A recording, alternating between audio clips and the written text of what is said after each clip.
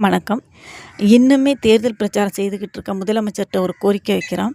நீங்க முதலமைச்சர் ஆனதுக்கப்புறம் சிங்கப்பெண் திட்டம் மட்டும் தான் மக்களுடைய நேரடி பயன்பாட்டிற்கு வந்திருக்கு.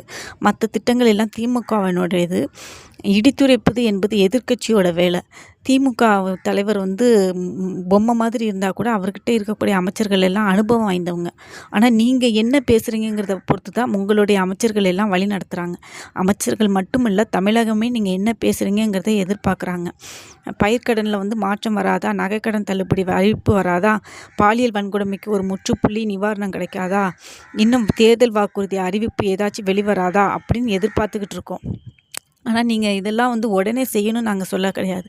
ஆனா ஒவ்வொரு திட்டத்தையும் நிறைவேத்த நீங்க என்ன நடவடிக்கை எடுக்கிறீங்க? அதுக்கான என்ன முனைப்பம் காட்டுறீங்கங்கிறத சட்டப்பேரவையில தெரிவிக்கலாம். அதுக்கு எதிர்க்கட்சிக்காரங்க ஏதாவது எதிர்ப்பு தெரிவிச்சா, அப்போ நீங்க குற்றச்சாட்டுக்கள அவங்க மேல உள்ள ஊழல்கள நீங்க தெரிவிக்கலாம்.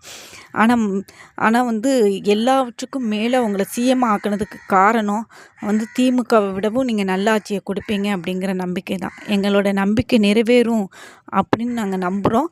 This is Ram media. நான் உங்கள் ராமலட்சுமி.